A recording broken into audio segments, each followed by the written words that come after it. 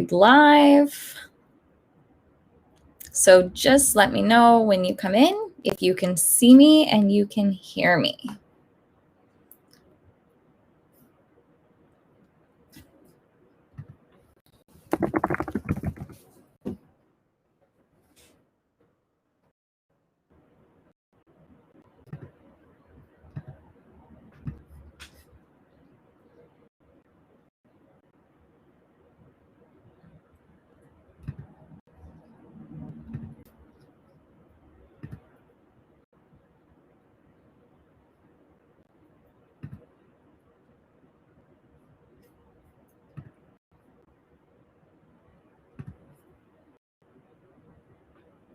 Okay, YouTube says I'm up and running.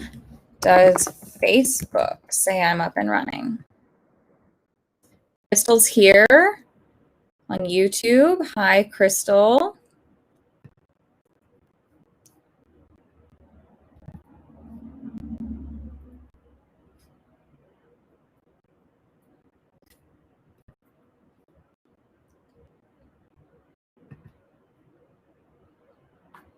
Just seeing if Facebook also has me live.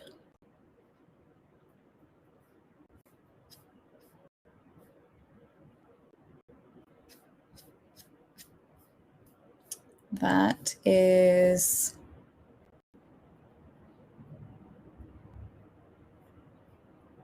yet to be determined. I don't think I'm showing up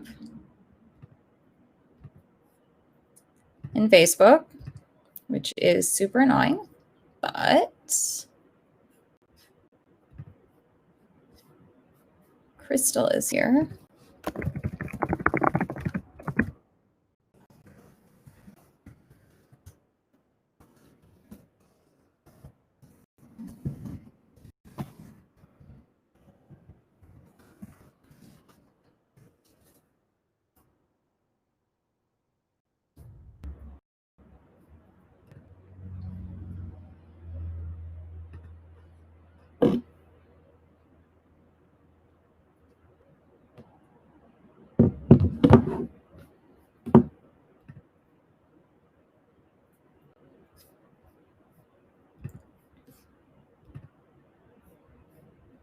Okay, YouTube's working.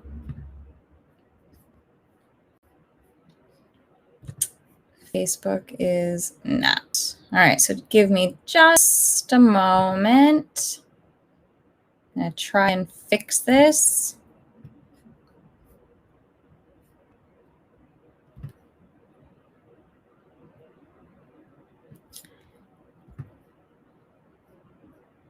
Hey, Lynn. No, Crystal, stay where you are. I'm just gonna try and get on both.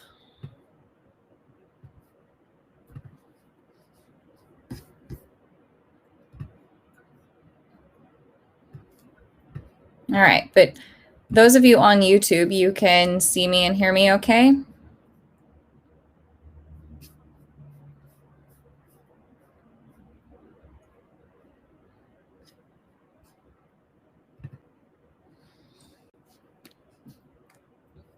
Okay, perfect. So I'm just gonna start another live video on, I know I'm gonna do it.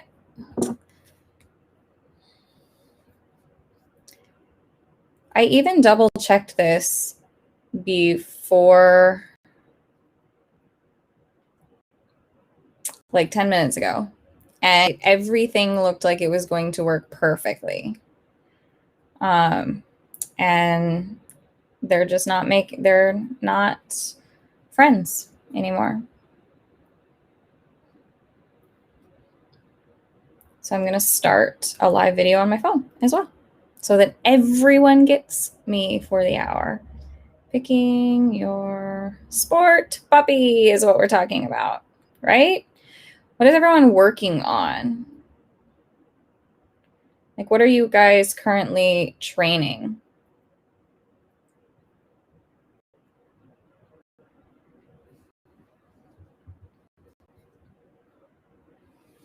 Okay, I think I'm now showing up on Facebook Live. I have YouTube Live going on my computer and Facebook Live going on my phone. So if it looks like my head is bobbing around a lot, that's why. But when you come in, if you can see me and hear me, let me know that that's okay. Distance commitment. That's what Crystal's working on. I love that. Okay, I have people on in both. This is a good sign. I would give just a few minutes to get settled in. I want to change my setup just a tiny bit. Don't worry, there's nothing exciting going on my whiteboard behind me. It's my like shopping list. Amy's here. Hello, Amy. Okay. Super cool. Everyone can see me. Everyone can hear me. So just because I find it interesting and maybe it sparks an idea, tell me what you are training right now. What's at the top of your to-do list training-wise? Sheila's here. Sheila, if you're on Facebook, so you won't be able to see it, but there is my wall of Shrek photos up there. That's special for Sheila.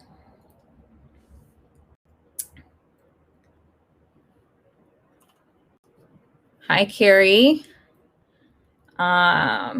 Jumping gymnastics, excellent class. Interesting, Abby, that the video quality is better on Facebook. I just have no idea. Jan, minimizing footwork, always, right? 100%. Oh, Alicia, no training, just rehabbing. I'm sorry. Well, I'm glad that you have a plan for that and that you are moving forward. That's always promising. Okay. Tonight, we are talking about picking your sport puppy. And this is not an easy cookie cutter answer, but I at least go through part of my process and things that I look for when I'm talking to other people. Okay, people are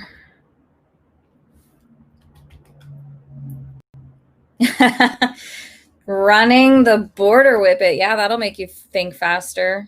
I've got a couple of those in my handling class, and whew, they are quick. They're very, very quick. Okay. So first, let's assume we're not 100% set or married to one particular breed. So maybe you're not sure what breed you want to go with. Maybe you're open to changing. You've always went in one direction and now you're looking for something else. So I really want everyone to start out with, what kind of dog do you want to live with? Okay.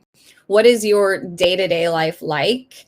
And does the stereotypical dog of that breed fit into your life? And, or are you willing to change your life to bring in a dog that might need something different from your current lifestyle? Okay. What size of dog do you want? Okay. Is it important that they are able to easily fit on an airplane? Are you 100% dead set against flying dogs in cargo because that limits either where you travel to with said dog or the size of the dog? If you only want to travel on an airplane with the dog under the seat, then size is super important. If you are pretty dead set on jumping a specific jump height, that's going to narrow down the breeds that are right for you. If you are concerned about being able to manage said dog, manage the dog as a puppy, being able to pick it up and protect it and move it around when the puppy needs to be moved around, and also when they are old. Okay? That's kind of real for me. If I can't hold it well and relatively easily, it's probably a little bit too big. Okay? I'm a very small person. I'm strong, but I'm a small person. So I don't want to have an enormous dog. So I think size is something you should think about. And especially if you're thinking about a breed that can have a wide variety in size, if a specific size is very important, then you have to look for breeders that produce that specific size. What kind of, yeah, Sheila's totally in agreement. Size is a concern. Yeah, you got to be able to move them around when needed. So the next thing to consider based on lifestyle, I think, is the energy level that you want to cater to. I get my dogs out for like really like 2 to 3 hours a few times a week. We're lucky enough to have property that they can run on a pretty daily basis. So they get out every day. But when we're just on the property, it's maybe half hour. And they're kind of okay with it. We're going to get into it later, like what's genetic and what's training. And the short answer is everything is both. But we can pick and choose breeds that are going to fit more easily into the lifestyle you currently have. Okay, so think energy levels that you would like to cater to. Okay, because it's just gonna be easier if you pick an energy level that fits your lifestyle rather than trying to force a square peg in a round hole. Okay, the next on my list, and this I know I'm talking about like lifestyle right now, but then we're also going to talk about the sports that you actually want to play, and there's going to be a ton of overlap, and that's kind of the point. But lifestyle, sociability. What do you want stereotypically from your dog socially? Do you want them happily greeting every person, every dog that they see, or wanting to? Or would what is your dog going to be put in situations where they need to be social? Is your dog going to be put into situations where if they lacked sociability, their life would be very difficult? Okay. For example, if you live on a farm and you're not ever going to leave that farm, or you're very infrequently going to leave that farm, I would say that sociability is not very high, right? Your dog doesn't need to have great social skills to thrive in its life. It will probably get over the handful of times that you do take it out in public. But if your dog is going to be around people a lot of the time, or around dogs a lot of the time, you need social comfort. And there are some breeds that are going to be better at that than others. Okay. Making sure I'm not missing any questions. Okay. Everyone's still happy. Now that also might include how that breed stereotypically acts around kids and other house pets, right? If you have other animals in your house, you also have to be concerned for their safety and well-being. So picking out a breed that would be easier to integrate into your life with regards to other humans in your house and other animals in your house. Okay. And then we also have to consider what kind, for your lifestyle, how much grooming do you want to put into this dog? Okay. And I know we talked about picking a sport puppy. I promise I will get there. But I truly believe in picking for your lifestyle first and the sport second. So I want to make sure I go over this. So how much grooming do you want to do? Like, poodles as a breed are very attractive to me for almost everything except the grooming. And so they just go lower on the list. So that you have to take into account. And then, of course, the health and the structure. Some breeds are healthier than others. What kind of commitment do you want to sign up for? Right? Just knowing what could be on the table, and are you prepared to have something catastrophic happen or not? And can you handle it, manage it? Is it going to be okay? Or is it going to cause you harm, either mentally or physically, to have that problem? I mean, it's something that should be talked about. So make a list of all the things that you're looking for in an animal that fits your lifestyle. Kira, poodle grooming is no joke. Okay, see?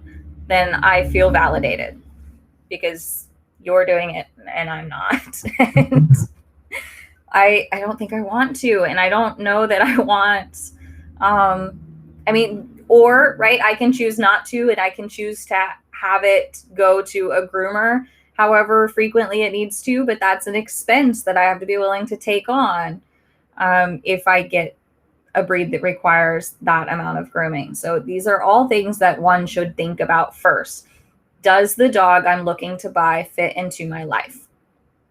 And I start here because even the most competitive sport people are not doing sports more than they are doing day-to-day life. I don't think. I think you are living with the dog, as a pet, more than you are living with the dog as an athlete, as a sport prospect, right? Even if you train for an hour every day, and I think that's a lot for one dog, right? You get what I'm saying. Even if you train 6 hours a day with one dog, you're still living with the dog more than you are doing sports with the dog. So lifestyle choices come first. Oh, it's everything. It's all sorts of resources. Christina,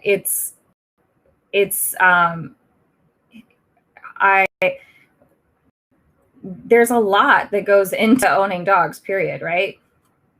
Time, the physical commitment, everything, it all matters. Okay, so you've chosen the breed that you want for your lifestyle.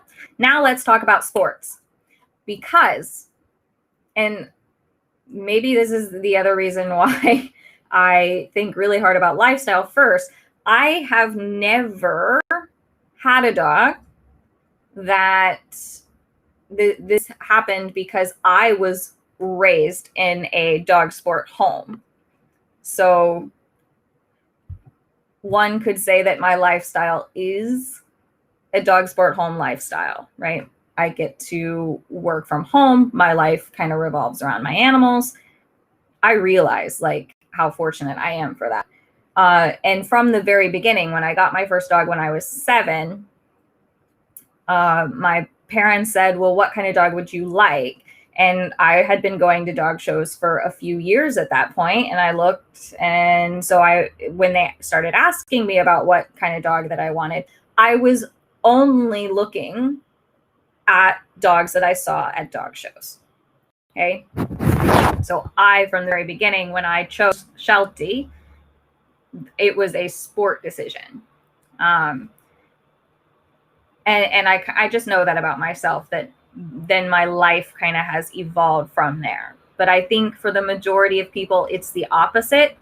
We had a pet that fit into our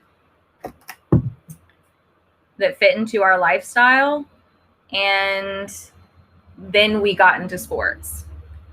I was different. I got into sports and I got every dog and everything since then based on sports, which does lead me into my next thing of, are you flexible on what sport you play? Because I am not. I have very little flexibility in what sport I play. I'm going to play agility, I'm going to play some more agility, and then I'm going to play some more agility. I will cross train in some obedience, but my sport is agility. So I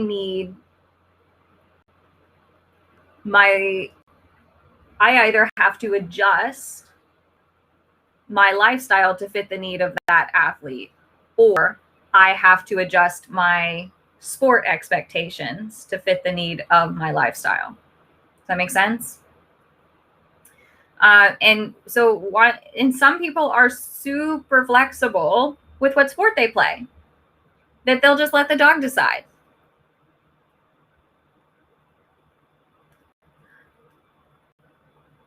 Danica, I mean, like, I definitely think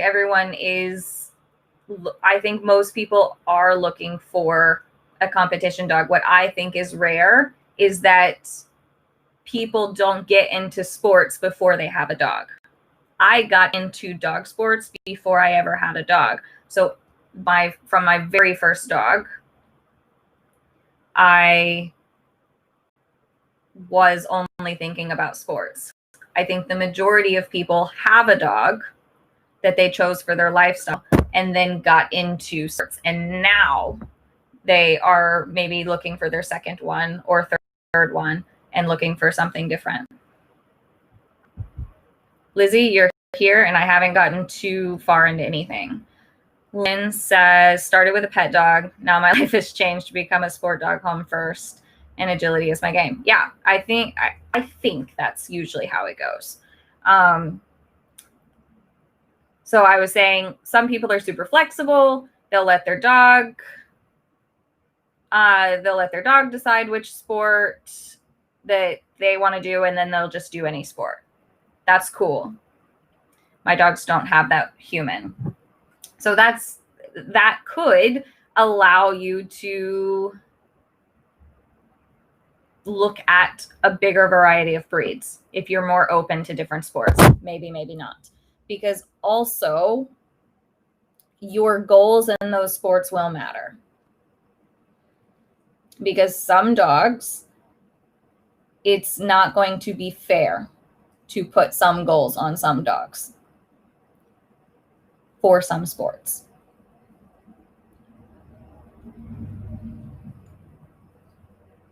Okay, so you have your lifestyle checklist, you have your sport checklist,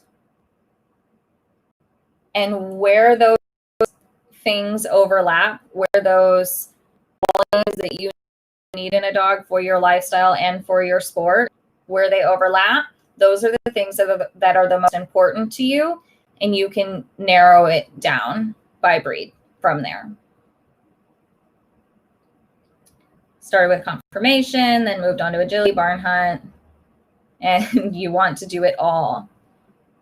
See, I think dogs love doing it all. I think it's fantastic. I think I am not flexible. I know I am not flexible when it comes to sports. Okay. So now you know what kind of breed you're getting. You know what kind of dog you're getting. You do you have some options, right? Do you look for this type of dog through rescue and adoption, or do you go with a breeder? I have no preference for you, right? There are pros and cons of both.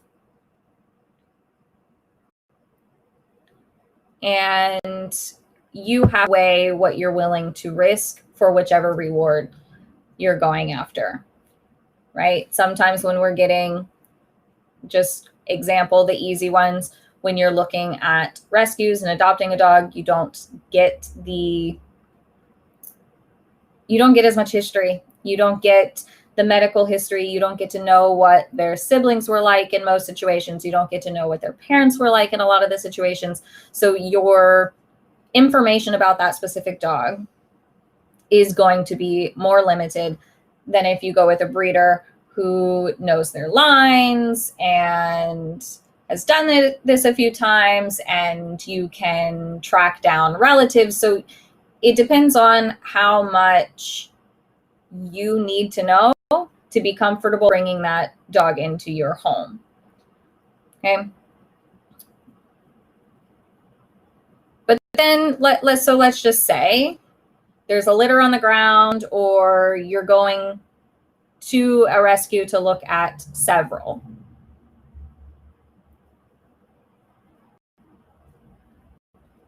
I'm going to grab Kristen's comment. She got her first Aussie agility, did a lot of research before picking the breeder I picked. But yeah, Kristen, did you have dogs before your first Aussie? Like you had dogs previous, and then you decided you wanted to get into agility? Tell me more. I think it's super fascinating. So, but I think this is what you guys really want to talk about, right? The litters on the ground. And how do you pick the one that's yours? Mercedes, I think buying trained agility dogs should be a thing. I don't completely disagree with you. I think that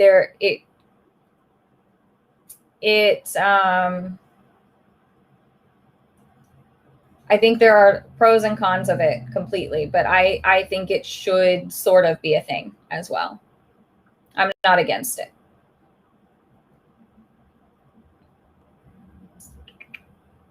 Yeah, so you had dogs before. You kind of knew. Okay, cool. Okay, so litters on the ground. What do you do? How do we pick the right one? Okay, well, you go with the cutest one. The end. No? Not good enough? Damn. All right, well, basically, that's how I've picked my last 3 dogs. So I have no idea what any of you are doing here, listening to me and what I have to say. Because I've picked the last three dogs of mine because they were the cutest. So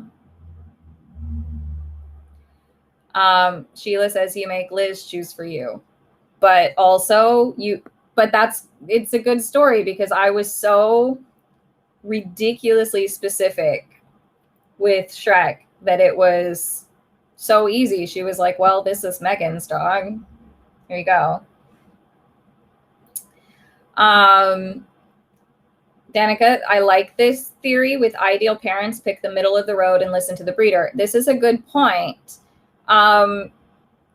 Because I'm a big fan of seeing consistency in the litter.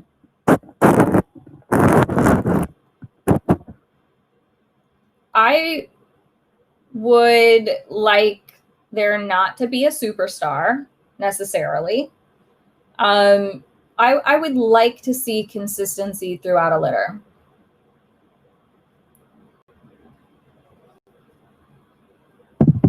Everyone's good with the advice of just pick the cutest one. Look, you have to look at them for like hopefully 12 to 15 years.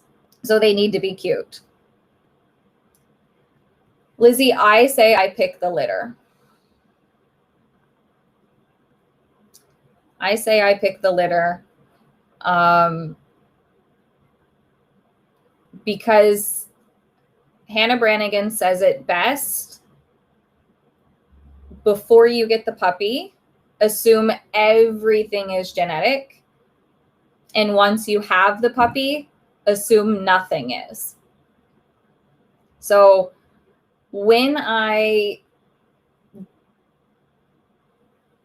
approach, as I currently am, as I approach breeders, it is because I am very interested in what something looks like on paper.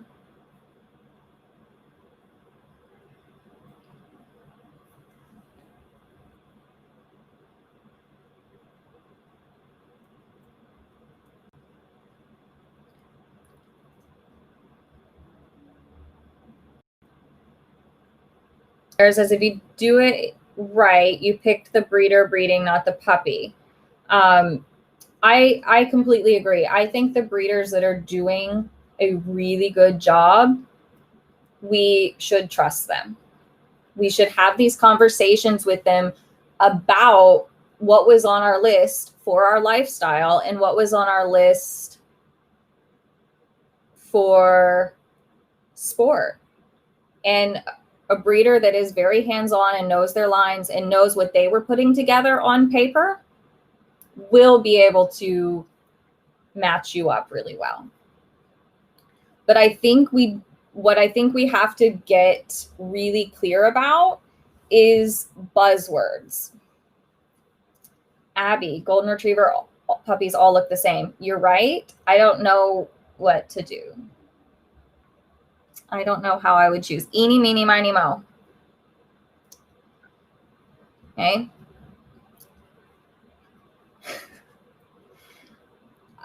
The buzzwords like drive.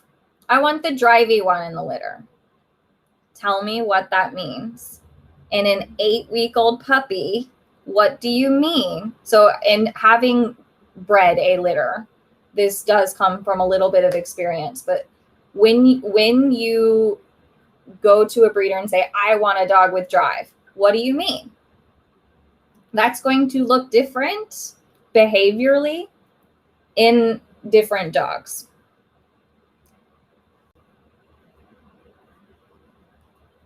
Okay. Things like independence. Oh, I want the most independent puppy. What does it mean? What does it mean to you? Because here's the problem. You might be saying, I want the independent puppy, and you mean the puppy that doesn't hang out with its siblings, but chooses the people. And your breeder that you're talking to might hear, oh, you want the puppy that's not interested in people. Like, you might not be talking about the same thing when we use these buzzwords like drive, like independence. And I think unpacking these buzzwords is the best way. Describe the behaviors you are interested in seeing, which is why we started with lifestyle and sport lists. Okay, what is the dog that you are looking for? What is your fantasy of a dog? And breeders will do their best. I've also had experiences with breeders tell me that I was demanding because I told them all these things. I told them that I wanted a dog that I could live with, and I listed out my lifestyle. Whatever. So there are some that are doing it better than others. A good one that I don't hear as often anymore, but having grown up in the dog sport world, we used to, or maybe it's just not happening around me, but the naughty one. Oh, I want the naughty puppy. Do you really want the naughty puppy?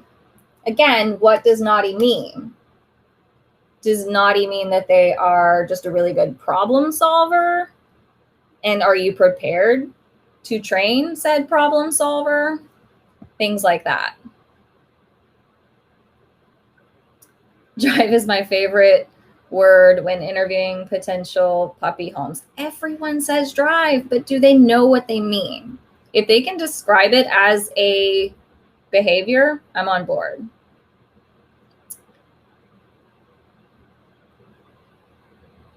Litter consistency kind of I think in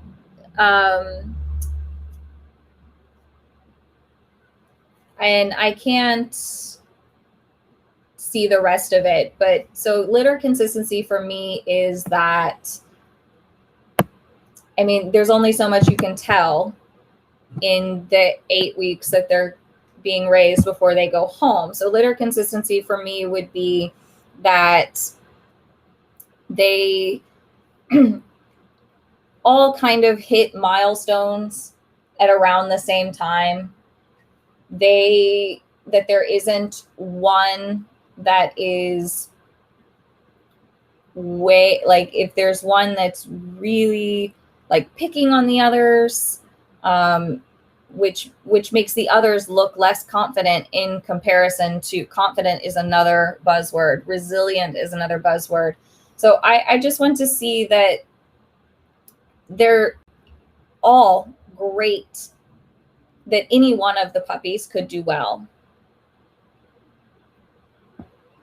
in a situation. I would like to see that there's not 2 or 3 that are a little bit more hesitant than 1 or 2 that are just way more confident, right? Amy says, I have a hard time recognizing the things I'll want in the adult puppy form. Yeah, and I think we do need to rely on breeders. And then we also have to get back to what is genetic and what is training. Because some of these buzzwords, I want the drivey one. You can train drive, you can build drive. I want the independent one. You can train that. I want the naughty one. Well, you can train that too. You can make your dog a naughty dog if that's really truly what you want. So again, I kind of go back to when I'm relying on, what I'm relying on from the breeder is that we've talked about it and we've settled on a healthy, like something that's consistently healthy. So a line that's consistently sound in their structure, and lines that are consistently sound in their temperament, right? Those are going to be the things that I'm going to rely most on from a breeder. And all these other things can really weigh heavily in the training category.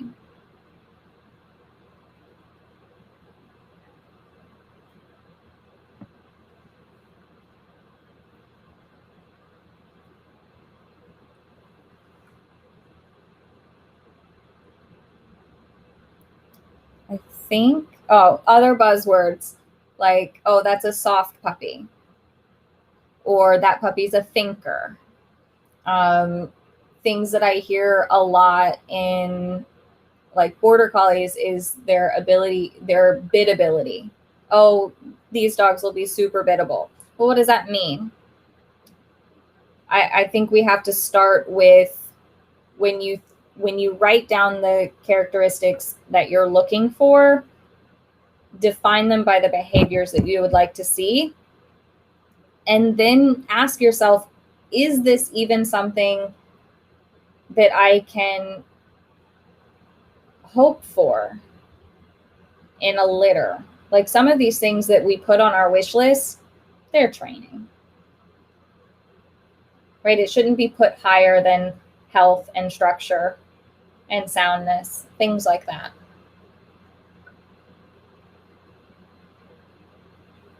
And I think more and more when you're going in with breeders are weighing in more heavily than I think they used to. And I think that's smart.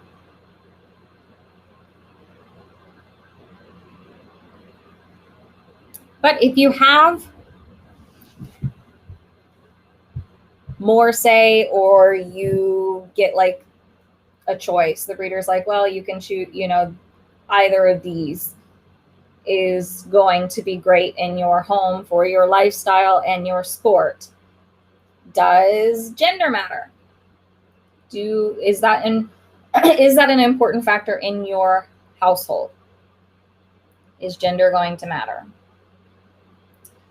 Do you have a preference for training either gender? If you have a strong preference, then you need to let the breeder know that ahead of time so that your choices can be narrowed down for you from the beginning. Does coat type matter? If you're looking at a breed that has a variety of coat types, it matters quite a bit to me, and I'm going to try and let it go. And for my next one, I'm going to try and let it go. But I'm pretty sure I'm solidly getting a smooth coat, pretty sure. And does color matter? Lizzie asked, how important is it for the breeder to work with their own dogs? As in doing this sport that I do, not super important that the parents are doing the same sport if I can track down relatives of the dog that are doing the same sport. Because things that I look for specifically in border collies is how do they react to a less than ideal training situation?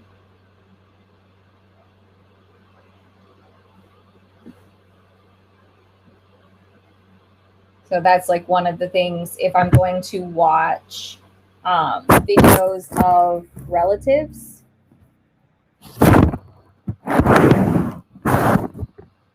then I'm going to look for, how's this dog react when a mistake happens? How's this dog react when a bar falls? How's this dog react when they make a handling mistake? And a lot of that is training, but also a lot of that is temperament. So I can make some assumptions. Well, so doing enough training, period. Yeah, I think that would be important to me.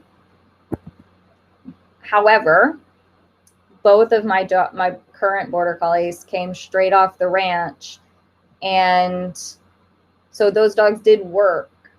They worked cattle and sheep all day long, but other than that, there was no like sport training. I just knew that they were really good working dogs.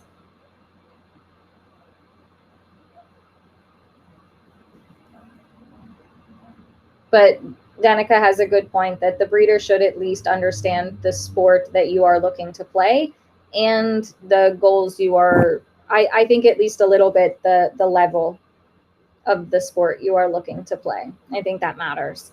I think the more you put on the table, both as a potential buyer and as a breeder, the more open you are with what you want and what you're producing, the easier it's going to be. So we have to kind of normalize that and make breeders feel comfortable being open and honest, and make it easy for potential buyers to talk to you if you're a breeder, and make them feel like they can say these things without feeling demanding. Like I said, I got my hand swatted for saying, okay, this is what I'm looking for, and this is what my goals are, and I understand that you can't guarantee me a dog that's going to be on the world team, but can we at least talk about that, right? Can we at least talk about what this dog's life is going to be like because I'm going to go down that route of trying to be on the world team?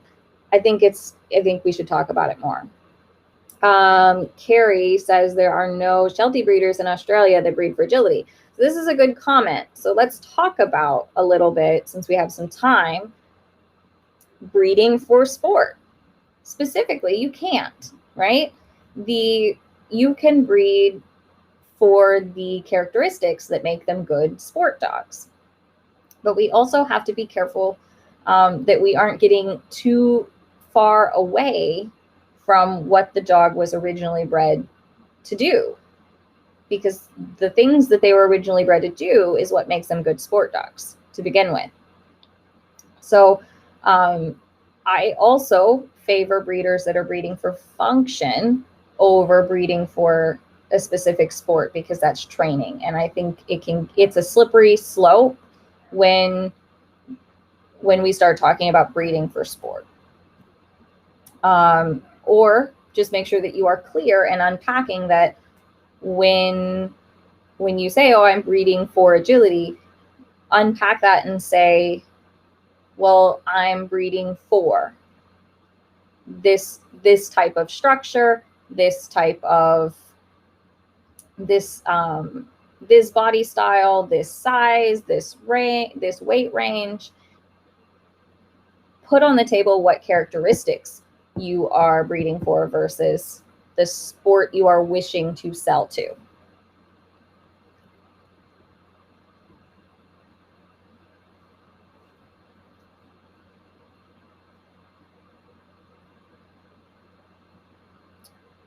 I think I said something about everything on my list.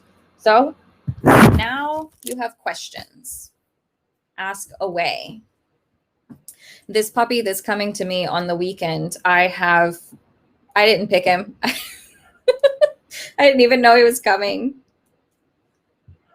Galia, excuse me, I breed for 7 yards per second.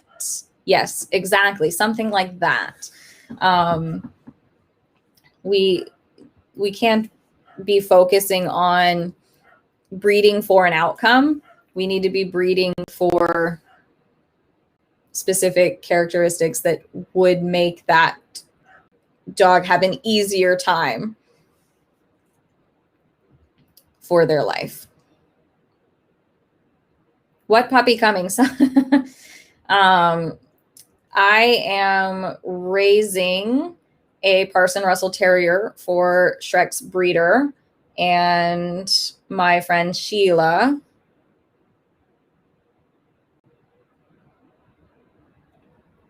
And so he's coming this weekend, and he'll be like 9 weeks old by now, 9 or 10 weeks old. And I'm just going to have fun and raise this puppy as a sport puppy and see how it goes.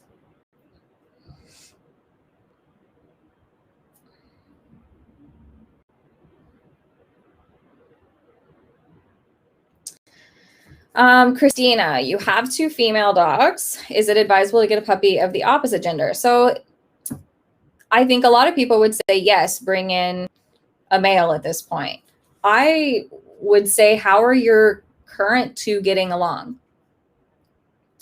If so, kind of put gender away and think about the personality traits of the dogs in your house now, because I know people that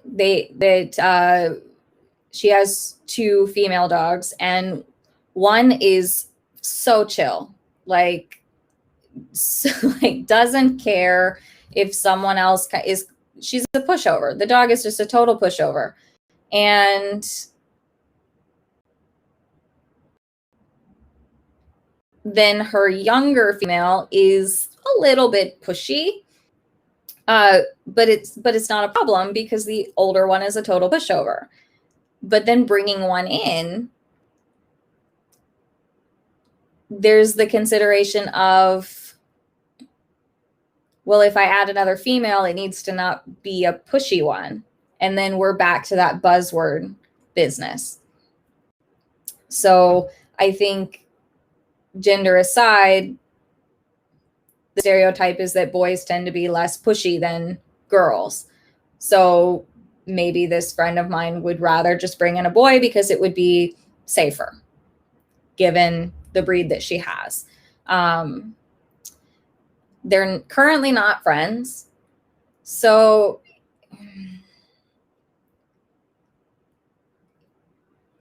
I could make a sweeping generalization that adding in another female to that might not make it better. Right? This is where people that know your breed specifically are going to have a lot more impact than I could have.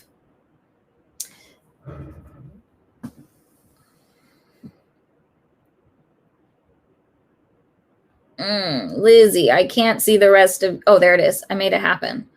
Regarding 2 prospective mothers I'm currently looking at, I will say that X is smarter than Y. That isn't important in agility, but that does matter in advanced field. That, I'm sorry, I woke you up. I'm sorry. I would ask her to operationalize that for me, because sometimes it also comes down to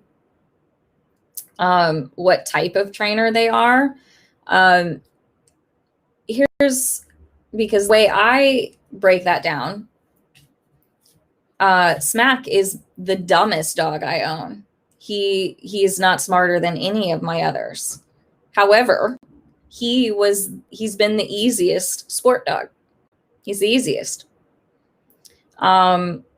So I would ask for clarification on what she means by smart, or what they mean by smart. Do they mean that they don't problem solve, like the smart one problem solves better, is more of an independent thinker? Like, what about their behavior gets them the label of smarter than? Is that's a big thing. Because I joking, maybe I'm not joking, but I say it all the time. I want a nice dumb dog to do agility with.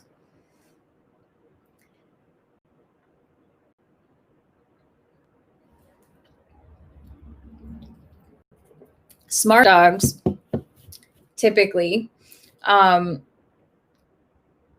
petting a smart dog right now. Smart dogs tend to be 2 or 3 steps ahead of the trainer, and dumb dogs are a couple steps behind the trainer, which is why they are easier to train, which is why Smack survived my transition and growth from mostly positive training to holy moly positive training.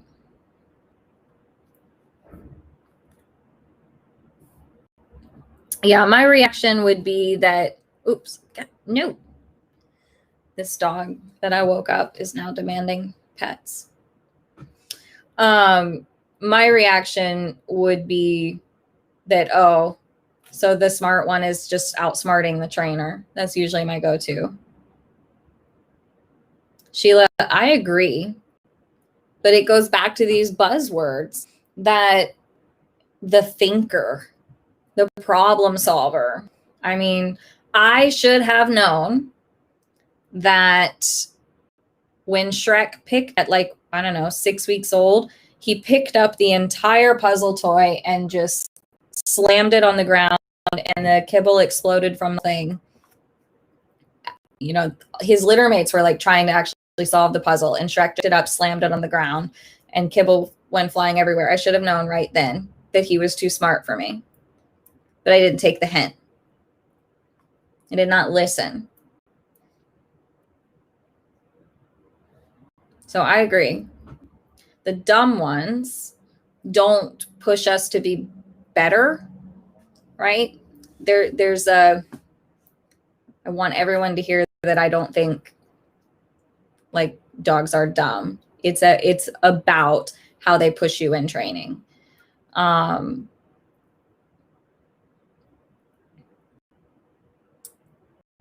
But yeah, the smart ones push you to be better and push you to upgrade ideas.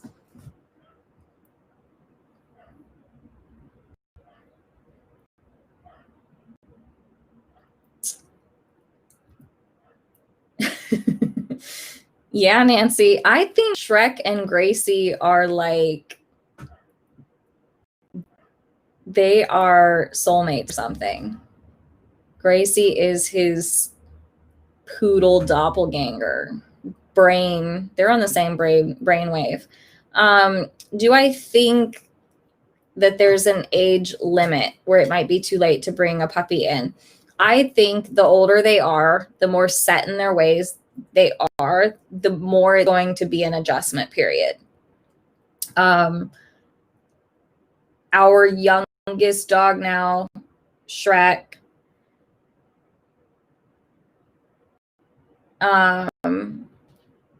he'll be 5 on Friday.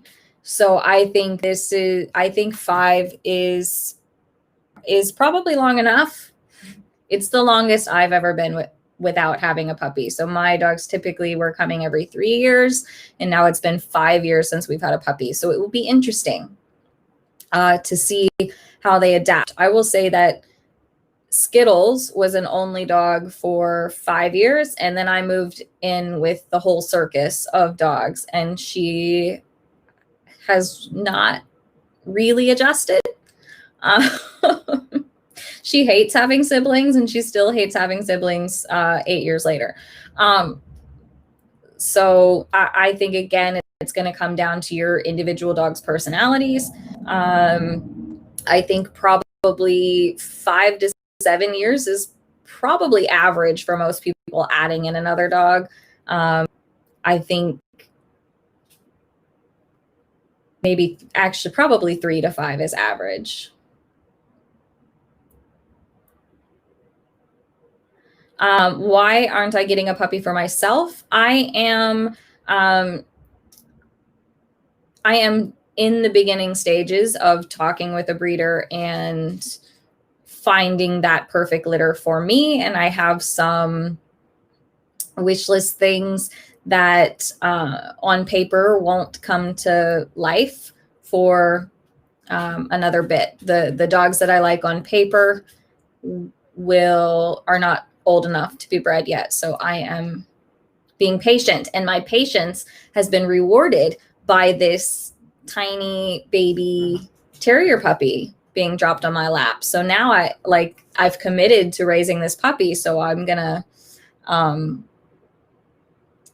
of put looking for a border collie sooner on the back burner because I have a terrier puppy now.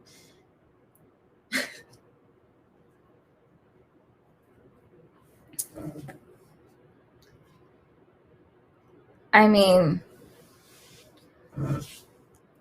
Galia, I think all of my dogs would be happier dogs if they were the only dog. Like right now, this little dog is the only one up here in my office with me, and she's pretty sure that that should be her lifestyle. That being said, all of my dogs have, with the exception of Skittles, they've all accepted new dogs coming in.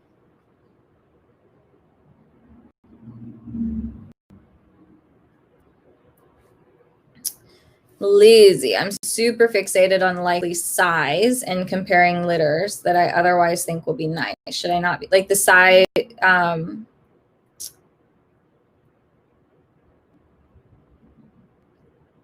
I think if we're still talking about flat coats specifically, then yes, I think that, and given that you want to do a variety of sports and do them well at high levels, I think size does matter. Yeah. I mean, we know that agility as a giant breed is harder. So if you can get a smaller version of a giant breed, that's going to be better on them in the long run for agility. So yeah, I think, is it going to be the top factor? No, but it's going to be fairly high up there. And so if all things are similar, I'm going to go with the smaller one.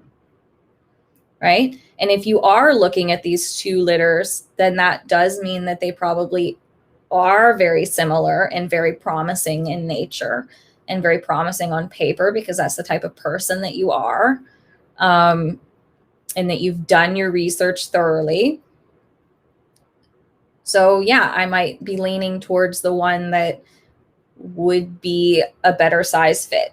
And if you can predict that to a certain extent, like there's some breeds you just can't predict it. Doesn't matter what you do. So if that's something reliable that you can predict, I would go for it. Galia thinks a lot about size, but sometimes genetic throws you a curveball. 100%. That's how I got my dog. Parson Russell Terriers are not supposed to be 15 inches tall. It's a throwback gene. So but I wanted it. I wanted a bigger dog. So when he appeared and his breeder was like, yeah, he's going to be at least 15. I was like, yeah, I guess he's mine, isn't he? And he is. So yeah, sometimes it can't, but the size thing, like I started in Shelties, and the size thing really scares me about Shelties, which is why I've been so reluctant to go back there. But then if I were to go back to Shelties, I would be looking for a line, a breeder, and a group of dogs that are throwing fairly consistent sizes that we can predict fairly well with some accuracy, and then we would go from there. And it's a total crapshoot. So you do the best you can. trying to predict genetics is always just plain. I mean, totally. Predicts, like, it's all a crapshoot. So the more you can put it out in the open, what you're looking for, you can at least increase your chances of getting it, I think. So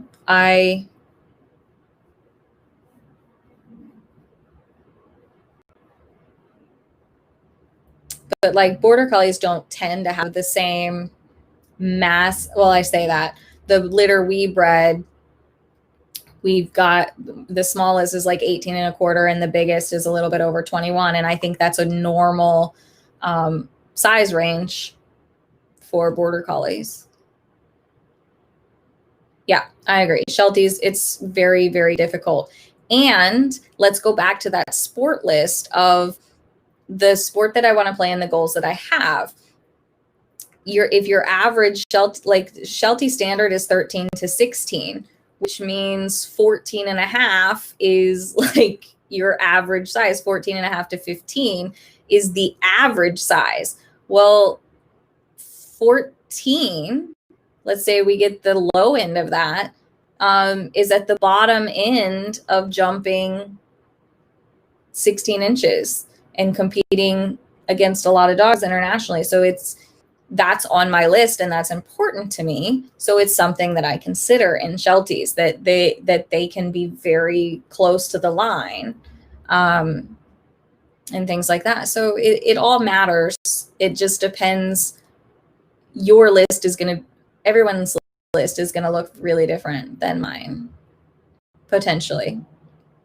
So start with your lifestyle list, look at your sport list, see the things that are negotiable in your life and the things that are not negotiable in your life.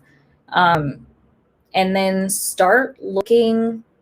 If you're not sure about finding a breeder, look around you like I did when I was a kid. Go to a dog show and go, okay, I have the ideal dog in my head. I'm going to go find it. Go find your ideal dog and go ask where that dog came from. That's a great place to start, at least. And then see where it takes you, because it'll probably take you down a rabbit hole and you will spend hours and hours and hours on the internet, on YouTube, and looking at pedigrees and finding, oh, is that just me? Is it just me that spends hours and hours looking at pedigrees and videos and finding relatives? And then that brings you, you find their relatives, and that brings you to another breeder's website that they're breeding, similar lines, but they're maybe doing it, I don't know, closer to you, not in a different country. Who knows? Or maybe they're doing it very far away from you. So there's a lot, but I mean, but go think of your ideal dog and then see if you can find where it came from. That was the point. Christina, have I noticed a difference competing males versus females? Not really competing.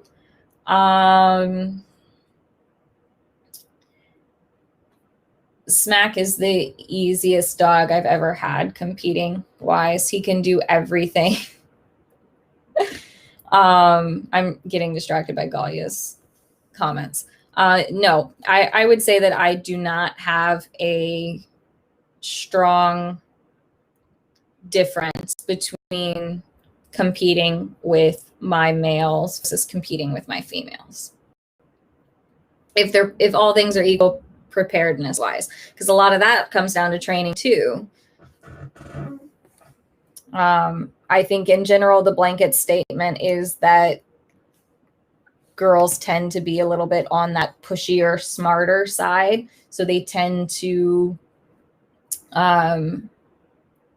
maybe they tend to have a little bit more resiliency. I don't know. I think some people in conversation, we've talked about how maybe boys are more willing to please, but now we're just coming down to also compatibility between learner and teacher, right? Oh no, She's getting wormy. All right, come on. She's not dirty. This is actually just what she looks like. She's got these black splotches in her white. Some of you may learn from me and go, oh my gosh, she's pushy and awful and demanding. And then some of you might view me as the complete opposite. So there's also just like learner trainer compatibility, and how we label dogs might have more to say about us as trainers, not them as learners. I don't know. This may be something for, it's not what you asked, but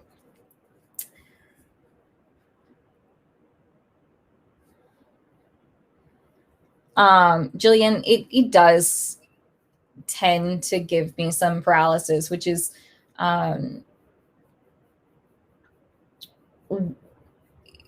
yeah, it does, because then it can be really difficult to make a decision, especially when you put that much effort into making. I mean, so to further my point, Christina, Shock and I took a very long time to get along with one another training wise. And I think that was because we both had ideas, and it was very difficult for me to adapt to her. And as the trainer, that is my job, is to adapt to the learner. So I do own that our inability to communicate clearly from the get-go is my bad. Oh gosh, Galia, I was just about to wrap this up and you're going to ask that? Everything equal, would I go for slightly better structure or slightly better temperament?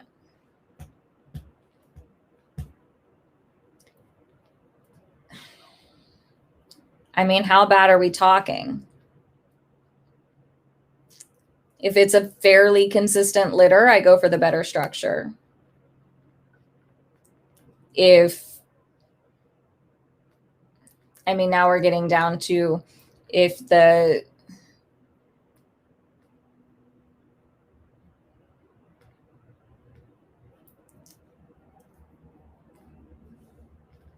I can't, but that's me, because I'm not going to have my dog in a situation where it has to be perfect socially all the time. And I don't mind a little bit of management. I don't mind it.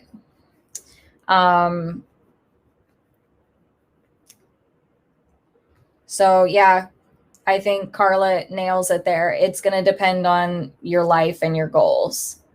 And it absolutely is a splitting hairs question. So me personally, I'm going to go with the better structure. You have small children and another small dog and a cat. You should probably go with the better temperament. I don't have small children, so. And if that means I have to keep my dog away from small children, I will do that. And so that's a negotiable factor for me. It's non-negotiable for you. So it does, I think Carla wins this round. Yeah. Nikki, that's kind of where I stand, Nikki, is that I can train things to a certain extent and manage things that I'm not able to change. It's going to be very difficult to oh, sorry, Galia, but that's it. Maybe this talk was helpful, maybe it wasn't, because finding the right sport puppy is, we have to be okay with good enough, I think, is really what it comes down to. Because if you keep, the paralysis is real if you keep looking for the perfect sport puppy. The perfect puppy doesn't exist, because you have that puppy for 6 months and now you're going to want something different, because you're going to go, oh, I could have done that better. which we've had this conversation. So I think you can go in armed with all the things that you want and all the information in the world. And then you have to go, okay, this is the puppy for me. And make it work. And be accepting if it doesn't. It's okay. You can just get another puppy. It's fine. Some of us can change sports. I agree, Lizzie, that if you can have a relationship with the breeder, so that is what I found with Shrek's breeder, is that we kind of had a relationship and we talked about all of these things. And so it was easier to accept, okay, this is my puppy, when she said, this is your puppy. And some breeders you're just not going to get along with, the same way you're not going to get along with every trainer or every doctor or every professional you have a relationship with. So having a relationship with the breeder, I think, is a good thing. And that's also what I'm trying to accomplish right now with Border Collie breeders, is having conversations about the litters that they are currently having, and having that kind of guide us from there. Like, okay, here's what I liked out of this litter and this breeding. What does that make you think that I'm looking for? And things like that. So I think having a relationship with a breeder is also an invaluable thing. And so if you're looking for a puppy in the next year or two, start now, I think.